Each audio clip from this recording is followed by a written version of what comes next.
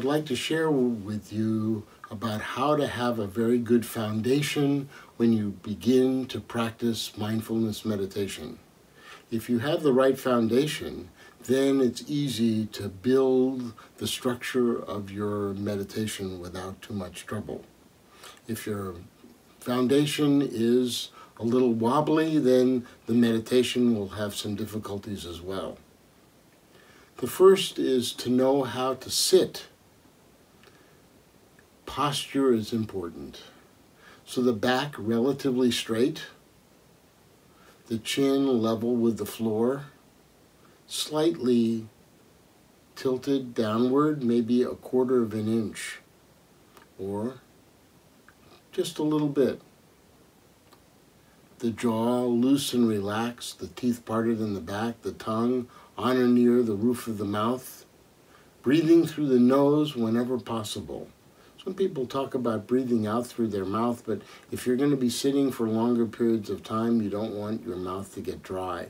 So breathing through the nose, unless you're stopped up, is good. The eyes can be either open or closed. If you tend towards sleepiness, slightly open, focusing on the space in front of you or on a point is okay. If you are distracted by the vision, then closing the eyes works very well. Either way, after a while, not much difference between the two. The shoulders and arms are easy at the sides, and the hands in the lap, or can be on the side, and the feet flat on the floor unless you're able to sit cross-legged easily. This is called the 7-point sitting meditation. Back straight, chin level, jaw relaxed. Breathing through the nose, eyes open or closed, arms and shoulders easy at the sides, hands in the lap, and feet flat on the floor. We send our awareness to what we call the object of mindfulness, which at the beginning it's easy to start with the breath because the breath is always with us. It's the first thing that we do when we come into the world. It's the last thing we do when we leave. We are always breathing. The breath goes in and out. When we're breathing naturally, we do what's called diaphragmatic breathing. When we inhale, the abdomen rises. When we exhale, the abdomen falls. This just happens by nature. You don't have to do too much effort. You don't have to try hard to breathe. Breathing is this link between the voluntary nervous system and the autonomic nervous system. When you breathe fast or breathe slow or hold your breath, you can do that well within limits. If you let go of that and you don't think about your breathing, highly likely you're going to continue to breathe. Breathing is always a secret technique. No one ever pays attention to you when you're breathing. They don't say, "Oh, excuse me, we don't allow breathing here." When you don't breathe for a while, people may pay attention to you.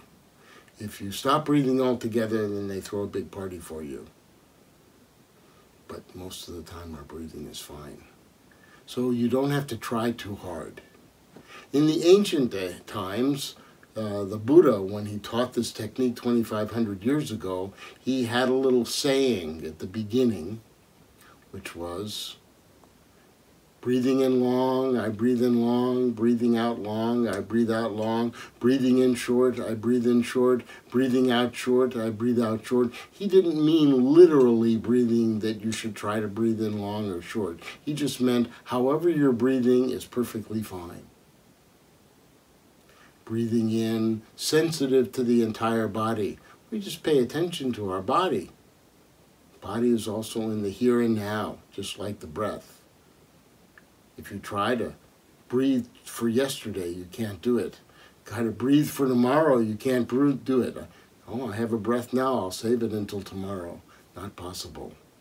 The same thing with the body. You can't move your arm yesterday, and you can't move your arm tomorrow. Only can move it right now in the here and now. So as we practice in the here and now, in the present moment, we focus on the breath and we focus being sensitive to the body. And we can calm the breath. We can focus on being calming of the breath. And when that calming happens, we have the inhale and the exhale.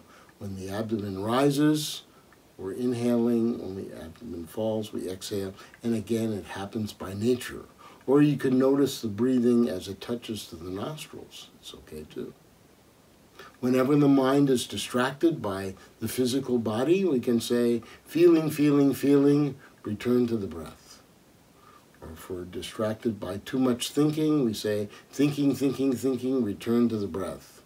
If we hear some kind of sound out there, we can just say, sound, sound, sound, return to the breath. This is the easy technique of practicing. And we can start off by practicing for just a few minutes. 4 minutes works very well. Then later, when the mind gets stronger, we can practice for 10 minutes. But to start off gradually is better than to try to start off by sitting for too long. The mind does too much wandering. We just practice for a short period of time. At the beginning of the technique, the Buddha gave certain instructions. He said, sending the awareness to the breath. Ardent, alert, and mindful. Ardent means we're paying attention, we're putting our energy into it. Deeply, we're practicing. Alert means don't fall asleep, stay awake. The third is mindful, means in the present moment without a lot of judgment. We don't congratulate ourselves for, oh, I'm in the present moment. I'm thinking, I'm not having any extraneous thoughts. Well, that's an extraneous thought. Uh-oh, now you're thinking too much. Or we don't criticize ourselves. Oh, this is a bad thought that I had. During this, all thoughts are created equal. Or not having too many thoughts is perfectly fine too. Ardent, alert, and mindful. Putting aside our worries, our wants about our daily life. We have a lot of wants. Oh, I want this, I want that, I don't want this, I don't want that. Put that aside. Our worries, oh, what's going to happen? We can put that aside too.